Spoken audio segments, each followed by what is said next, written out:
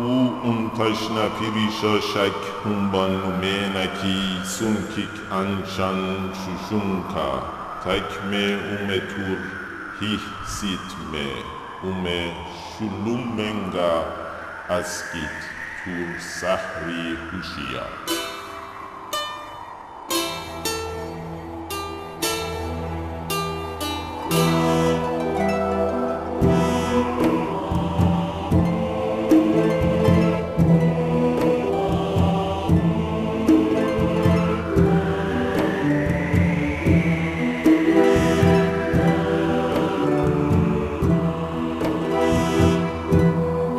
Kuntaşta pirisha ina limitisha purasisha kaspişa naka una ubud ash kuna epuşta ana iluna pirisha ilu shushinak şasiyam hadi.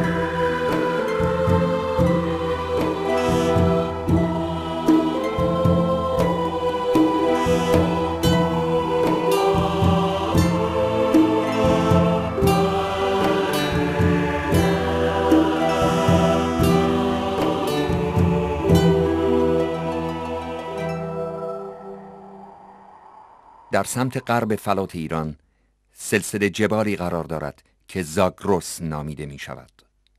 زاگرس از شمال غربی ایران به جنوب شرقی آن ممتد است و بیش از 1000 کیلومتر طول و 200 کیلومتر عرض دارد.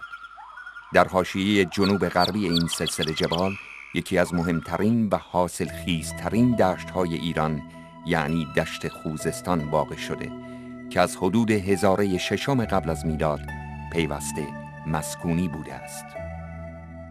علت انتخاب این دشت برای زندگی جدید یعنی کشاورزی و دامداری که تا آن زمان در جهان سابقه نداشت، معلول آب فراوان و خاک غنی و حاصلخیز بود. زیرا دشت خوزستان از آبرفت‌های 5 رودخانه کرخه، دز، کارون، مارون و زهره پدید آمده است.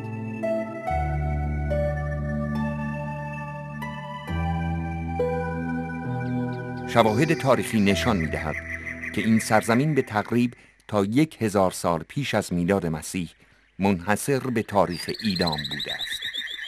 در کهن‌ترین منبعی که حدوداً متعلق به قرن 27 پیش از میلاد است، نام این سرزمین به زبان سومری نیمکی نامیده شده، ولی کلمه ایلام در حقیقت از متون متأخرتر اکدی که الاماتو بوده اقتباس شده است.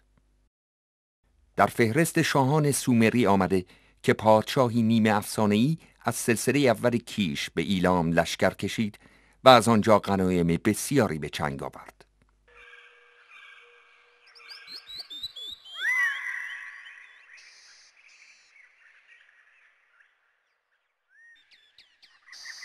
گرچه مرزهای جغرافیایی ایلام به درستی مشخص نیست، اما میتوان تصور کرد اراضی ایلامی در گسترده ترین شکل خود از اوایل هزاره سوم تا اواسط هزاره اول قبل از میلاد بخش‌هایی از استان کرمانشاه در شمال غربی تا فارس در جنوب شرقی و دشت خوزستان سرزمین امروزی ایران را در بر می گرفته است.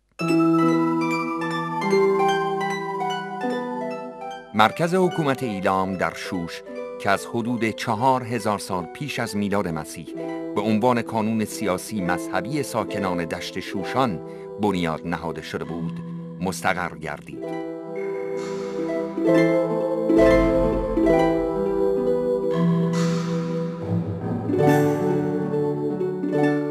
در آن زمان شوش در کنار رودخانه اولای که امروز بنابر نظر برخی از محققین احتمالاً همان رود کوچک شاعور می باشد قرار داشت.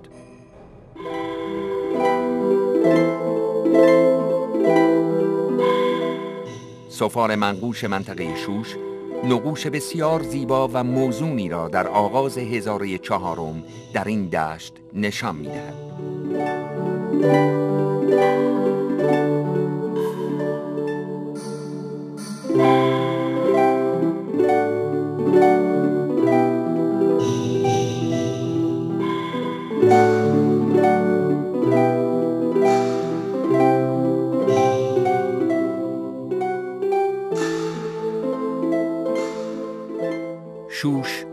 پس از 5000 سال حیات پرفراز و نشیب و تا آن با روزهای پیروزی و شکست، رونق و رکود، آبادانی و ویرانی، با سقوط شاهنشاهی هخامنشی در سال 332 قبل از میلاد به مرور در سراشیبی افول افتاد و در قرون میانه اسلامی رونق خود را به کلی از دست داد.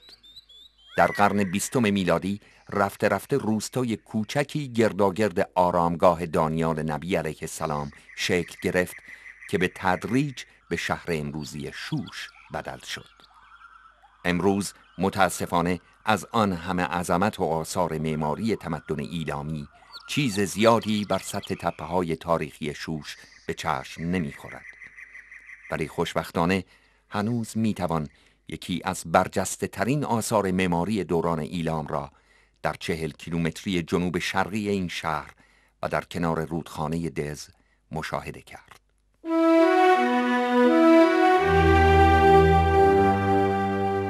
این مکان که اکنون به نام محلی آن چوغازنبیل یعنی تپه سبدی نامیده می شود، در اواخر هزاره دوم قبل از میلاد به فرمان اونتاش نپیریشا پادشاه ایلامی بنا گردید. اونتاش نپیریشا در مرکز این شهر که در برخی از متون میخی دور اونتاش به معنای قلعه اونتاش و در بعضی دیگر آل اونتاش به معنی شهر اونتاش معرفی گردیده است، معبد عظیم و مطبقی را که زیغورات نامیده میشد برای دو خدای معروف ایلامیان یعنی نپیریشا و این شوشینک برپا کرد. کلمه زیغورات از نام اکدی این گونه معابد و از فعل زغارو به معنای برپا ساختن و برافراشتن اقتباس شده و در سایر زبانهای بین النهرین باستان و ایلامی باستان نیز مورد استفاده قرار گرفته است. طرح اصلی زیغورات که هنوز هم حدود 2 طبقه از آن با بلندای تقریبی 25 متر از سطح زمین پابرجاست، مربعی با اضلاع حدود 105 متر است که گوشه های آن تقریباً در 4 جهت اصلی شمال، جنوب، شرق و غرب قرار دارد. صدها هزار خشت در ساخت بنای زیغورات و دیگر ساختارهای معماری موجود در مجموعه تاریخی چوغازنبیل به کار رفته است. معماران ایلامی برای حفاظت هسته خشتی زیغورات از گزند رطوبت و بارانهای سیلاسای منطقه دور تا دور آن را با دیوار آجری قطوری محاط کرده بودند.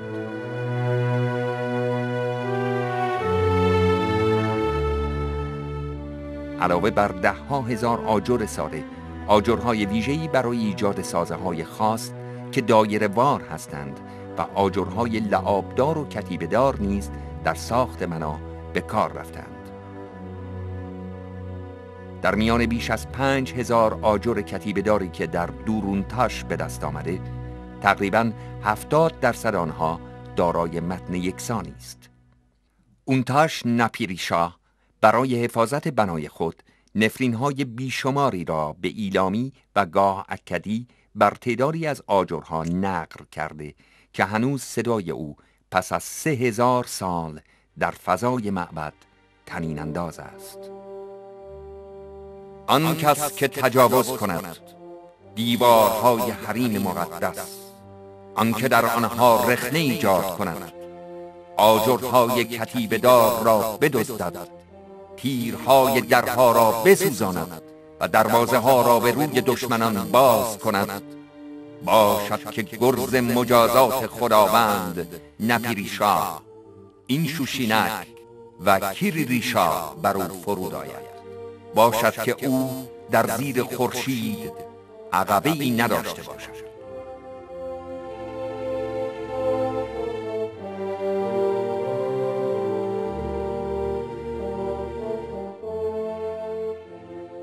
احتمالاً یکی از دلایل اصلی پایداری این بنای خشتی آجری علیرغم وجود بارانهای شدید در فصل زمستان را باید مدیون ناودانها و آبراههای منظمی دانست که آب باران را از سطوح مختلف بنا به پایین هدایت و دفع می کردند. مسلماً تعداد و چگونگی این آبراه‌ها با توجه به شکل و ابعاد قسمت‌های مختلف بنا طراحی و ساخته شده و مجموعاً نظامی را تشکیل می‌دادند که کارایی مناسبی در جهت دفع آب باران ایفا نمایند. ایلامیان در ساخت این سازه‌ها از ملات غیر برای جلوگیری از نفوذ رطوبت و آب به قسمت‌های درونی زیگورات بهره بردند. عمده‌ترین و بیشترین حفاری‌ها در محوطه باستانی چغازنبیل توسط رومن گیرشمن صورت گرفت.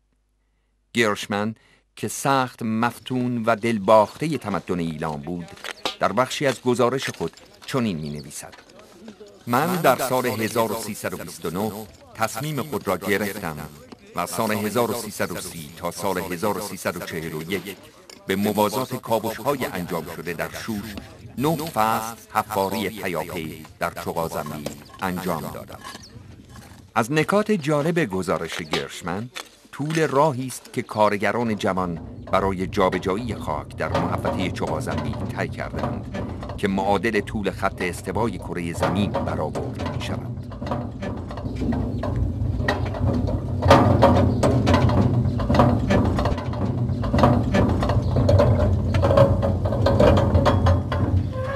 گیرشمن از طریق تونلی که در ضلع شمال غربی زیگورات احداث کرد به نتایج ارزشمندی دست یافت. مطالعات باستانشناسی نشان داد که در محل کنونی زیگورات ابتدا بنای معبد بزرگی به شکل 4 گوشه با خشت خام ساخته شده بود که هر ضلع آن حدود 100 متر طول داشت. در میان هر دیوار دری به حیات مرکزی که احتمالاً محل برگزاری آیین‌های مذهبی در هوای آزاد بود گشوده می‌شد.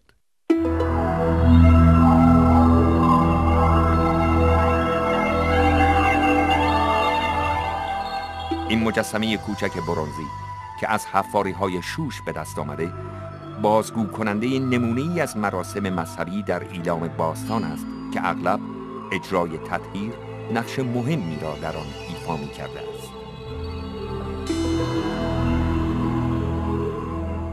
اتاق اصلی معبد که به خدا اینشوشینک اهدا شده بود، در ضلع جنوب شرقی بنا قرار داشت و برای ورود به آن ابتدا وارد حیات مرکزی و سپس از طریق حیات به معبد وارد می شدند.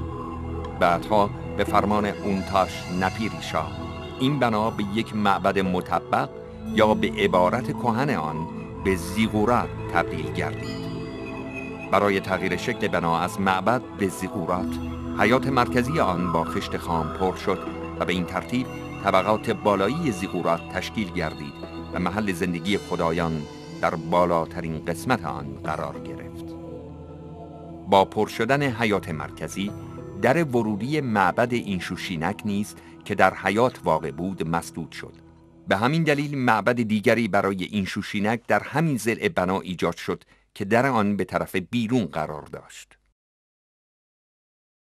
ما از این جهت میدونیم که این معبد مربوط به اینشوشینک، خدای اینشوشینک بوده که اونتاش نپیریشا سازنده این شهر تعداد زیادی آجر کتیبه‌دار تهیه کرده بوده. روی این آجرهای کتیبه‌دار نوشته شده بوده که اون آجر برای کدوم معبد به کار میره و اسم معابد و ساختمان‌های مختلف که ساخته شده بودن بر روی اینها ذکر شده. از جمله اینجا مثلا 2 نمونهشون رو میبینیم، 2 تا از آجرهای کتیبه‌دار رو میبینیم که توی این بنا به کار رفتن و حکایت میکنن که معبد برای خدای اینشوشینک ساخته شده. درست مقابل در ورودی یک سکویی مشاهده میشه که به احتمال زیاد مجسمه این خدا در مواقعی که مراسم خاصی اجرا می شده، مثلا مراسم سال نو، از بالا به پایین آورده می شده و روی این سکو قرار داده می شده تا مردمی که در مقابل در ورودی ایستادن و مراسم رو می بینن بتونن مجسمه اینشوشینک هم نظاره بکنن. بعد از اجرای مراسم به احتمال زیاد مجسمه یا به سکویی که در همین قسمت عقبی این معبد برده می شده و به احتمال زیاد در نهایت باز دوباره به معبد بالا که در حقیقت خونه اصلی این خدای ایلامی بوده حمل می شده. این مراسم رو ما با توجه به مشابهت هایی که بین مراسم مذهبی ایلامی ها و بین النهرین هستش اینجور فرض میکنیم. دقیقاً هنوز جزئیاتش رو نمیشناسیم، ولی در بین النهرین این مراسم توسط متون کتبی که اونجا پیدا شدن بهتر شناخته شده هستند.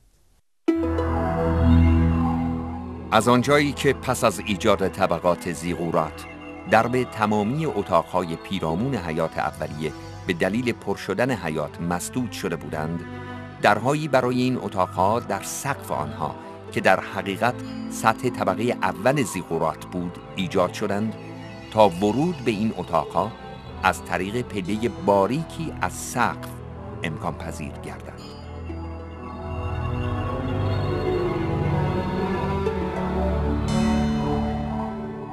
راهیابی به سطح طبقه اول از طریق پلکان‌هایی در 4 سمت معبد امکان پذیر بود.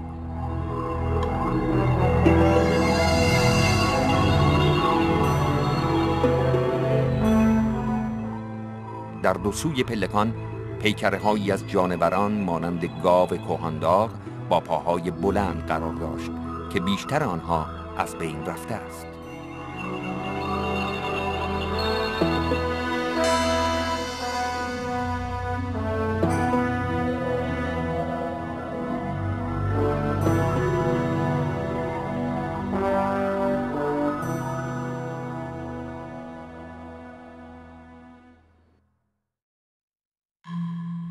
در صفحه طبقه اول تنها پلکان سمت جنوب غربی به طبقه دوم کشیده می شود و رشته پلکان‌های دیگر به همون صفحه طبقه اول ختم می گردند.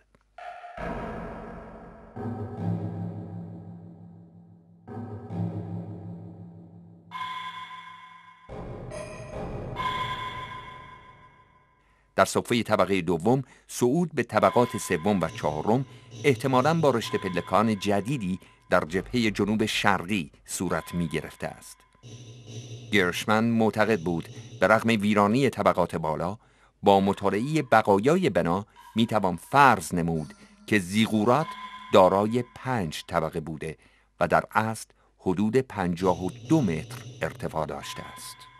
از معبدی که بر بالای زیغورات برپا گردیده بود اثری بر جای نمانده، اما بر اساس آجرهای کتیبه‌دار میتوان دریافت که معبد بالای زیغورات متعلق به نپیلیشا و اینشوشینک، دو خدای بزرگ ایلام بوده است. اونتاش نپیلیشا در یکی از آجرهای کتیبه‌دار چنین میگوید: من اونتاش نپیلیشا با آجرهای طلایی رنگ، نقره‌ای رنگ، سبز و سیاه این معبد را ساختم و آن را به نپیلیشا و اینشوشینک خدایان این محوطه مقدس هدیه کردم.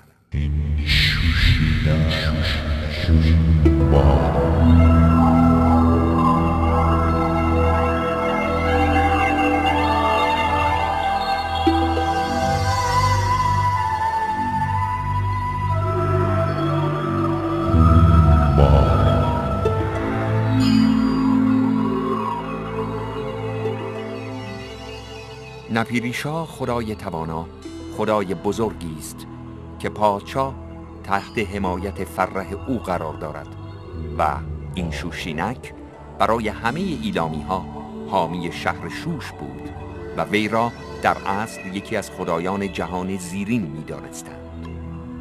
آشوربانیپال در شرح ویران کردن شوش می گوید: من اینشوشینک خدای رازهای ایلامی ها را که در محلی اسرارآمیز زیست می‌کرد و هیچ کس هرگز مجاز به دیدن اعمال الهی وی نبود، با خود به آشور بردم.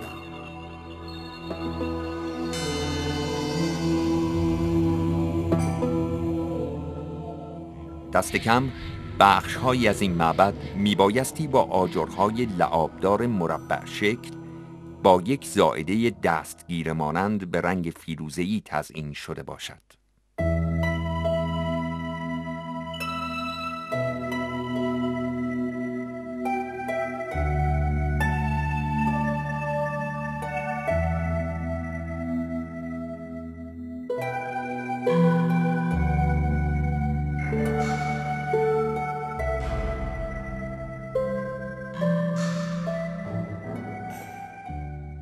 یک عامل معماری مذهبی در چغازنبیل فرو رفتگی‌های درگاهی مانندی است که در برابر پلکان جنوب غربی چهارسوی سکوی گردی را تزیین می‌کردند، ولی اکنون به صورت نیمه بازسازی شدند.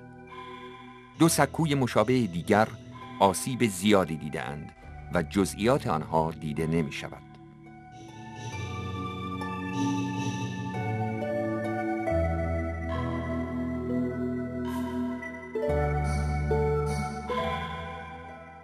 همچنین در ضلع جنوب شرقی زیغورات دو ردیف سکو با آجرهای بزرگ ساخته شدند که تشکیل هرم‌های کوتاه سربریده را می‌دادند. در برابر سکوهای هرمی شکل که شاید برای هدایا استفاده می‌شدند، سه سکوی بزرگ چهارگوشه آجری وجود داشته که به احتمال برای شستشوی مذهبی بوده است.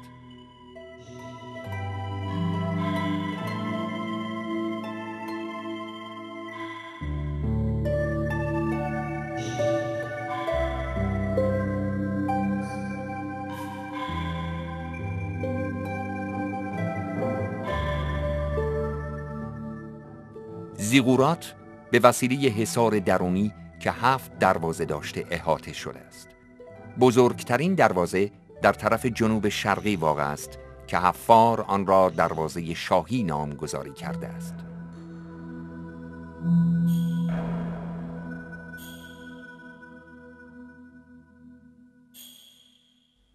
دروازه نزدیک گوشه جنوبی از الگوی کلی تبعیت نمی کند، زیرا تنها این دروازه به وسیله سنگ‌های تراشیده شده مفروش و درز آنها با قیر پر شده است.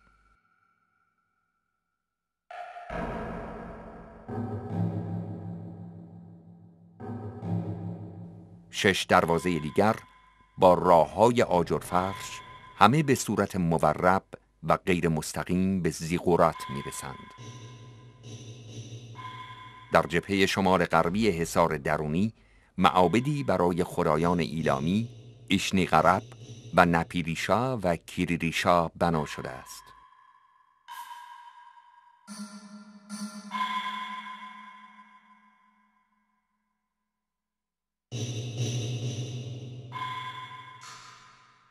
در خارج از حصار درونی و در شمال شرقی زیغورات آثار معابد دیگری به چشم می‌خورند.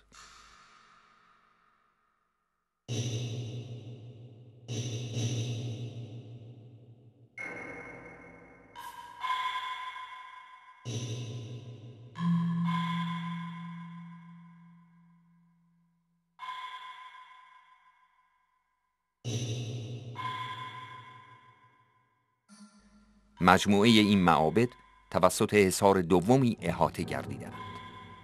هرچند که آجر نوشته ها معابد متعددی را میان این حصار و حصار درونی برای خدایان مختلف پیش بینی می کنند، اما فقط 13 معبد آن ساخته شده است، چرا که طرح اونتاش نپیریشا قبل از وفات او تمام نشد و جانشینان او هم هرگز چیزی بر آن نیفزودند.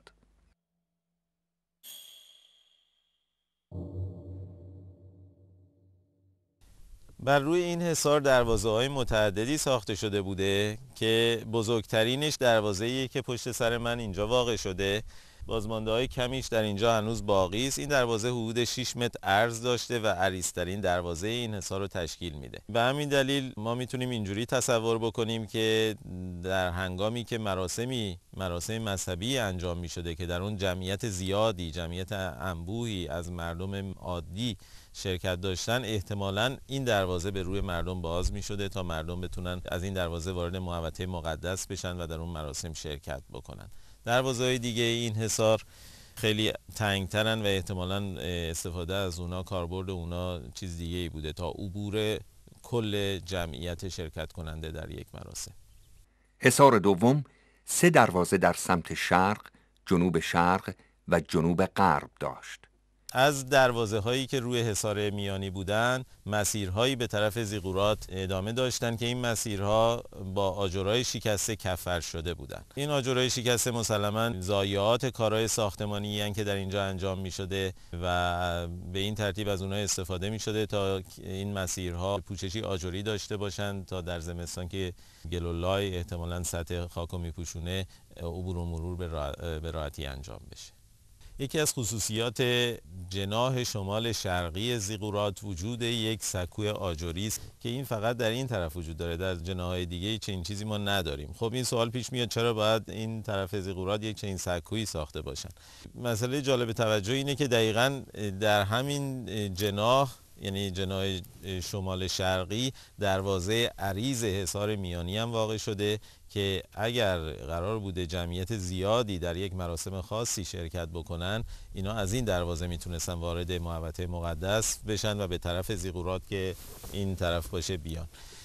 از طرف دیگه درست روبروی این جناح زیغورات محوطه بازی قرار داره، یعنی حصاری که زیغورات رو در بر گرفته یه ذره عقب میشینه و یه فضای بازی رو ایجاد میکنه که جمعیت زیادی میتونن توش بایستن. امکان داره که مراسم عمومی یا یک سری از مراسم عمومی روی این سکوی انجام میشده تا جمعیت بیشتری بتونن اون رو ببینن و از جزئیات ماجرا آگاه باشن.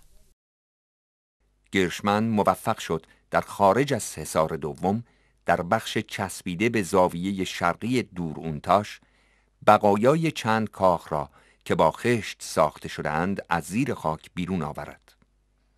طبق نظر او احتمالاً یکی از کاخها محل زندگی پادشاه بوده و به این ترتیب همسر او نپیرسو میتواند کدبانوی این ساختمان وسیع بوده باشد.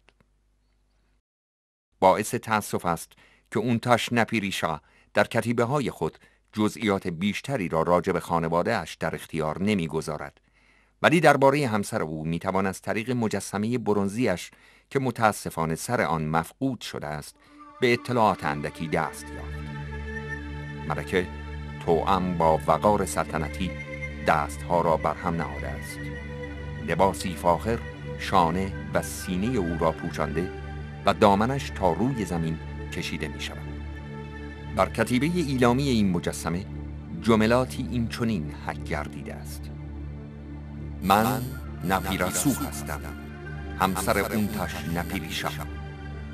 و این اظهار نظر به دقت 2 بار تکرار شده است. نپیرسو ممکن است به معنای نظیر ماه باشد.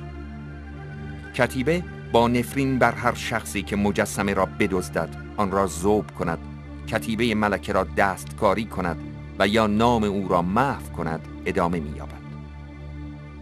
این مجسمه که در شوش پیدا شده بیش از 1800 کیلوگرم وزن دارد و نشان می‌دهد که برنز ریزان ایلامی نه تنها از نظر هنری بلکه از نظر فنی نیز بسیار ماهر بودند.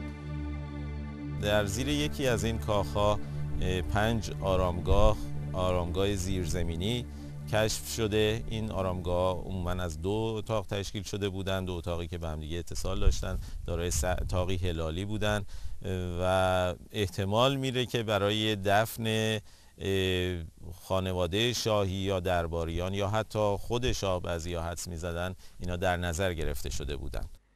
در زیر طاق‌های طرف غرب حیاط یکی از کاخ‌ها 5 رشته پلکان کاملاً مخفی شده بودند. این پلکان‌ها 6 متر پایین می‌روند و به آرامگاه‌هایی منتهی می‌شوند. در هنگام کشف آرامگاه‌ها بازمانده‌های چند تدفین مشاهده شدند. برای این سوال وجود دارد که آیا آنها واقعاً مربوط به زمان سلطنت اونتاش نپیریشا بوده و یا متعلق به دوران‌های متأخرتر ایلامی میباشد.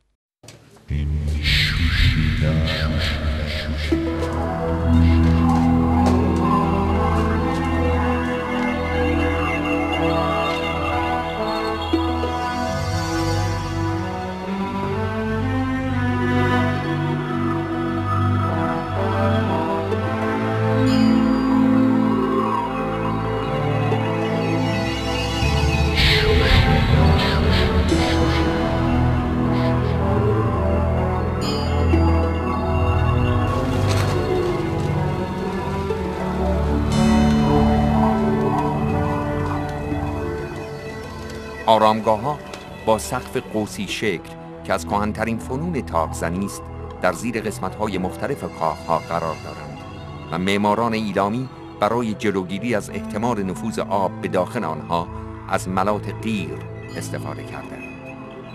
در این مکان‌ها علاوه بر کف، در بین آجرها و در میانه هر یک از رچه‌های آن یک لایه ملات غیر ترکیبی شامل غیر طبیعی، آهک، مقدار کمی ماسه و خرده چوب قرار گرفته و 2 لایه ملات گچی شامل گچ و مقدار کمی ماسه آن را در بر می‌گیرد.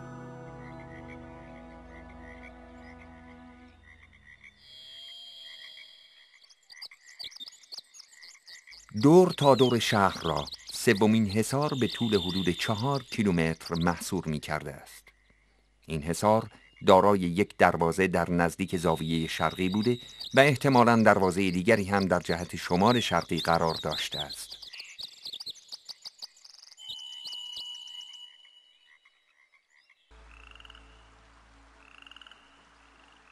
حصار بیرونی که به نظر می رسد دیوار تدافعی شهر باشد، از نزدیکی رودخانه دز به بالای تپه ماهورها کشیده می شده و سپس با گردش در پیرامون شهر تمام محوطه را در بر می گرفته است.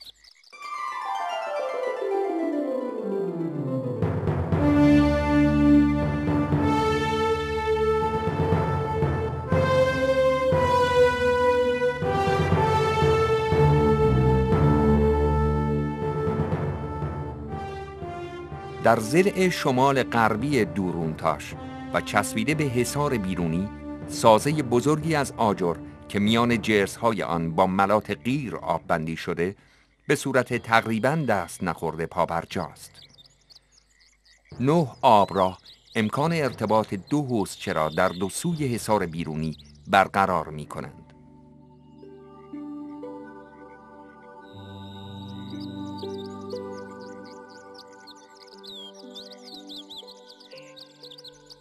گیرشمن با توجه به پایین بودن بستر رودخانه دز بر این عقیده بود که کانالی به طول 40 کیلومتر آب مورد نیاز شهر را از طریق این ساختار به درون شهر هدایت می کرده است.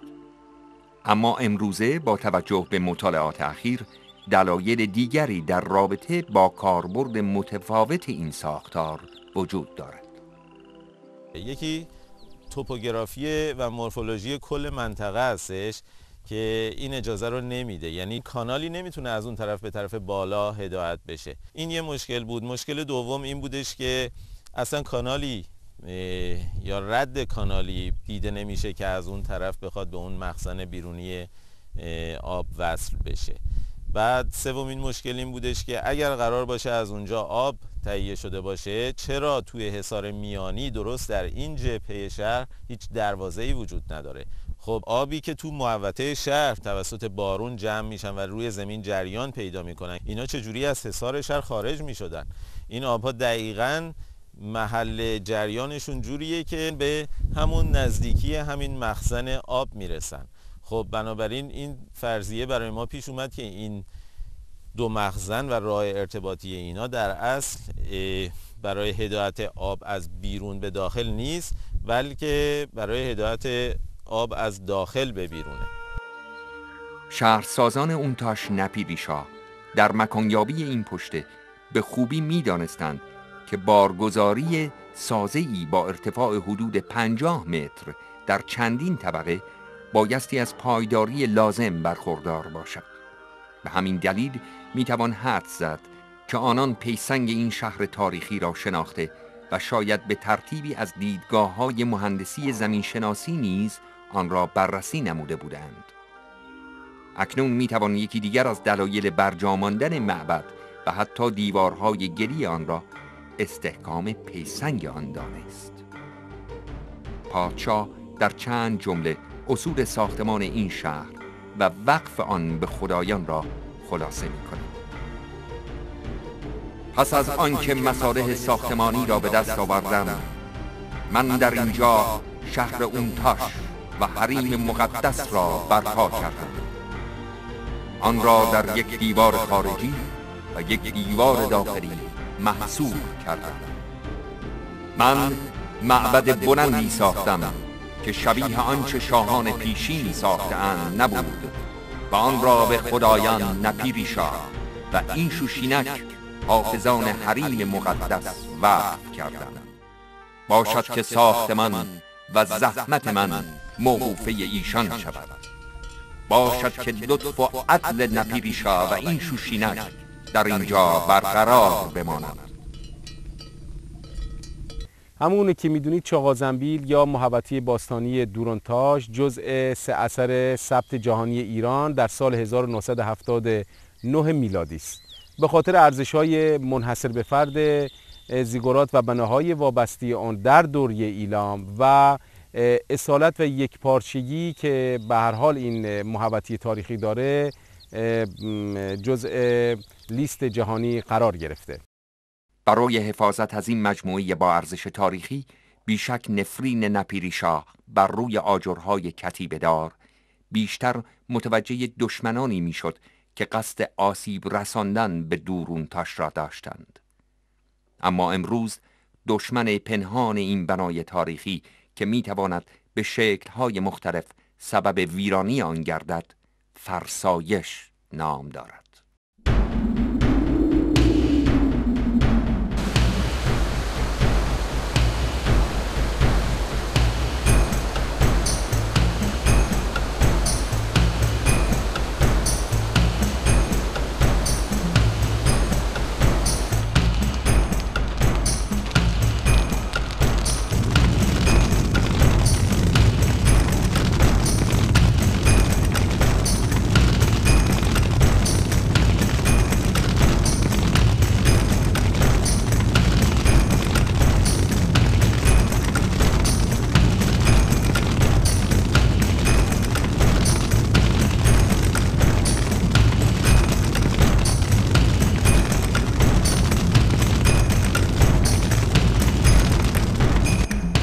این مجموعه از زمان بعد از حفارید، از همون زمان گریشمن که اینجا حضور داشتن، حفاظت‌های مجموعه همزمان شروع میشه.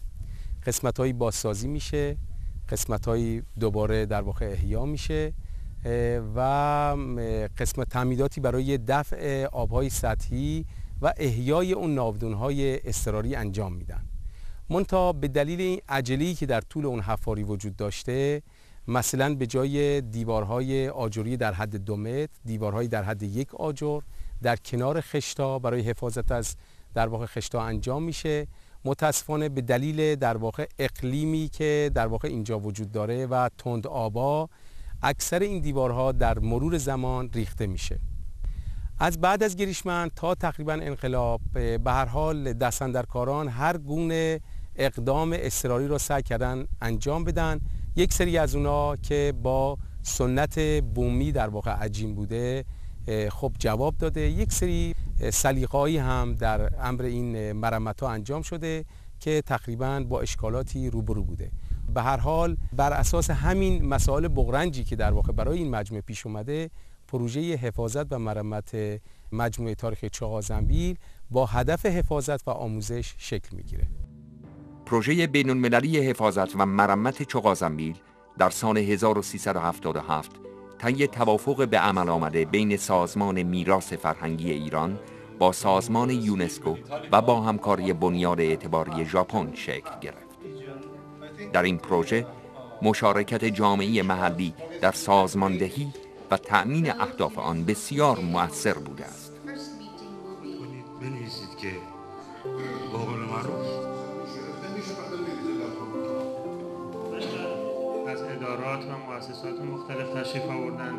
اهمیت این پروژه این است که اولین پروژه جهانیه در طول 20 خورده سال گذشته بعد از انقلاب اسلامی است که در کشور انجام شد و نتایج بسیار مثبتی که پروژه داشت راه رو باز کرد برای طرح‌های تحقیقاتی بین‌المللی مشترک دیگر و الان ما شاهد هستیم در سازمان میراث فرهنگی متعدداً پروژه‌های دیگه‌ای تعریف شده و در حال اجراست و این در واقع یکی از ثمرات خیلی خوب این پروژه است. چارچوب کلی پروژه بین‌المللی حفاظت و مرمت چغازنبیل به 2 بخش مطالعاتی و اجرایی تفکیک شده که در بخش مطالعاتی میتوان به پژوهش‌های صورت گرفته در زمین شناسی، خاک شناسی، مواد و مصارع، آب شناسی، مرمت‌های اضطراری، تحقیقات آزمایشگاهی، باستان شناسی، معماری و غیره اشاره کرد.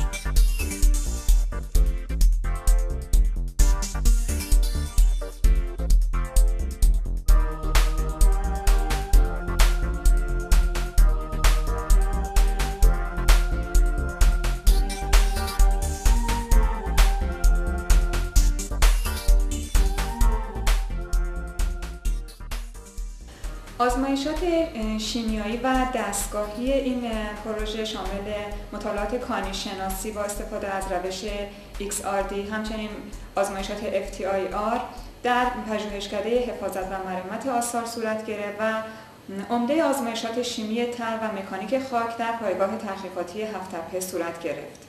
هدف از انجام این آزمایشات دستیابی به مطالعات فن و تکنولوژی ساخت این مواد و مصالح بوده. علاوه بر این شناخت آسیب‌ها و عوامل آسیب رسان به مصالح مجموعه چغازنبیل یکی دیگر از اهداف این پروژه و مطالعات آزمایشگاهی بوده است.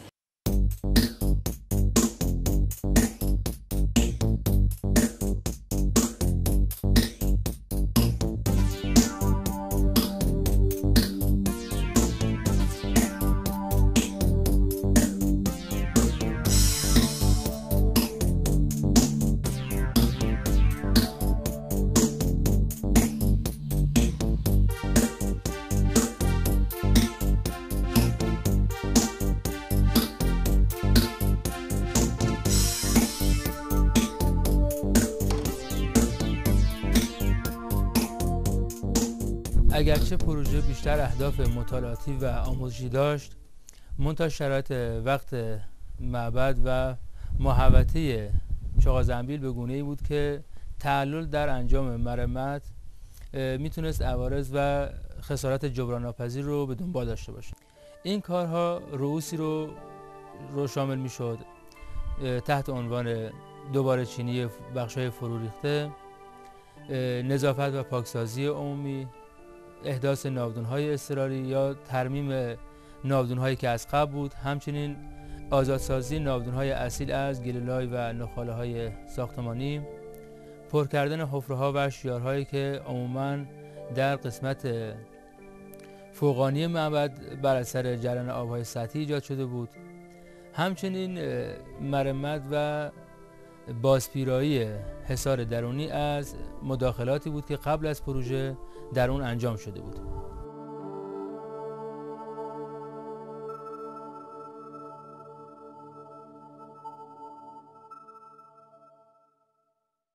برای تعیین نظام دفع آب باران و شناخت دقیق‌تر بافت محوطه حصار میانی، مطالعاتی توسط گروه باستان شناسی پروژه بین‌المللی حفاظت و مرمت چغازنبیل انجام شد که به نتایج ارزشمندی منجر گردید. خب وقتی که ما مشخص کردیم که آبای بارونی که از زیقورات پایین میان از این دروازه گوشه جنوبی حصار درونی خارج میشن، ادامهش رو این بایستی بدونیم که تو خود محوطه مقدس، یعنی محوطه‌ای که معابد دیگر هم واقع شدن، این آب بارون چجوری جریان پیدا میکرده و چجوری از این محوطه خارج میشده. طبق نظریه‌ای که گیرشمن داده بوده، این قسمت عمده‌ای از این آبای بارون گویا از این قسمت از حصار میانی که محوطه مقدس رو در بر گرفته از طریق کانالی بیرون میرفته. برای اینکه این مسئله مشخص بشه لازم بود حد فاصله این دروازه‌ای که ازش آب خارج میشه و اون جایی که به عنوان کانال تعیین شده بوده بررسی بشه و حفاری بشه. ما به همین دلیل حفاریمون رو تو این قسمت توی این فصل شروع کردیم. محوطه رو یه محوطه وسیع و نسبتاً کاوش کردیم و دیدیم که اصلا در این قسمت یک سری ساختارهایی هستن که به احتمال زیاد خونه‌های مسکونی بودن. با پیدا شدن این ساختمون‌ها، این خونه‌ها اینجا، خب یه مسئله مشخص میشه که به هر حال مسیر کانالی نمیتونست از توی این خونه ها رد شده باشه تا آب محوطه حصار درونی رو به بیرون از این محوطه مقدس هدایت بکنه. خب این خودش نتیجه خیلی بزرگی بود که این فصل حفاری به همراه داشت. نتیجه دیگهش این بودش که اصلا تا حالا فرض بر این بودش که قسمت عمده‌ای از شهر خالی از سکنه بوده و خونه‌های مسکونی به اون صورت درش نبودن. ما الان تو خود محوطه مقدس که در اصل بیشتر معابد توش انتظارن داریم یک سری آثاری رو پیدا می‌کنیم که گویا اینا محل‌های مسکونی بودن.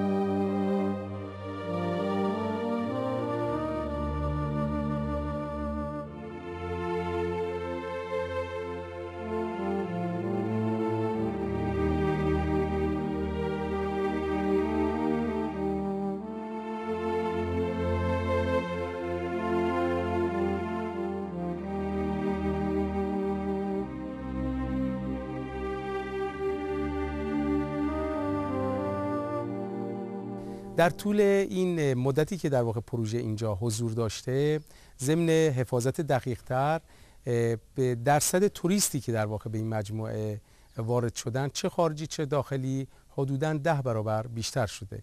این نشان از یک معرفی بیشتر این مجموعه داشته و همکاری نهادهای سیاسی و دانشگاهی و سازمان‌های همجواری بوده که هر کس به نحوی در این پروژه سهم داشته. ما اگر بخوایم که میراث فرهنگی عظیم کشور رو توسط سازمان میراث فرهنگی نگه بداریم، محققاً شکست می‌خوره. از نظر من شکی نیست. هیچ کشوری موفق نبوده اینطوری که یه دستگاه 3000 نفره یه مجموعه میراث فرهنگی 10000 ساله رو بتونه نگه داره. این اصلا عملی نیست. موقعی میشه میراث فرهنگی رو نگه داشت که همه مردم کمک باید دارن رو نگه داشت. این همه سعی باشن. هر کسی به سهم خودش دارن نگه داره.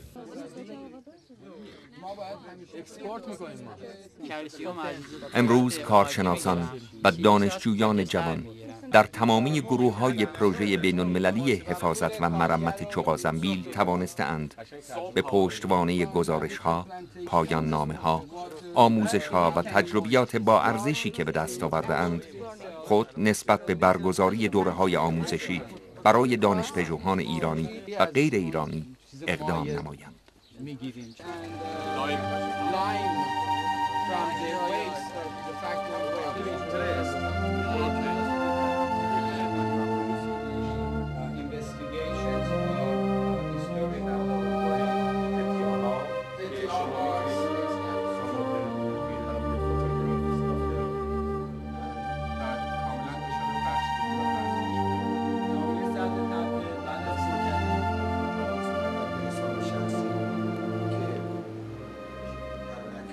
موفقیت پروژه بین‌المللی حفاظت و مرمت چغازنبیل همچنین مرهون زحمات افرادی است که هر کدام به نوبه خود سهم بسزایی در پیشبرد اهداف پروژه داشتند.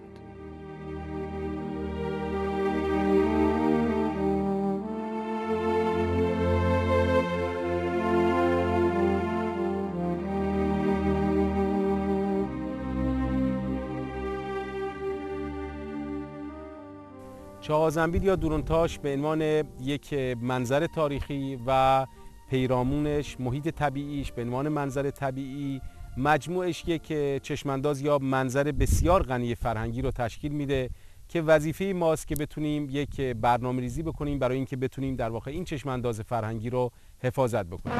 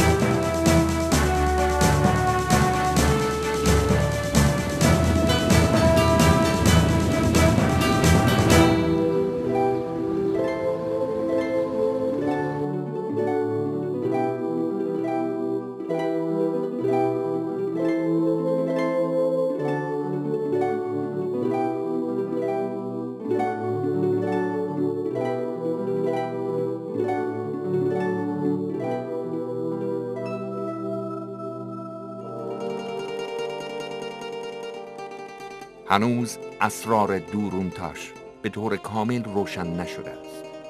شاید سالها پژوهش و حفاری دقیق تر لازم باشد تا نه تنها مسائل اجتماعی و اقتصادی بلکه راز و رمز معماری و شهرسازی این مجموعه نیز بیشتر آشکار شود.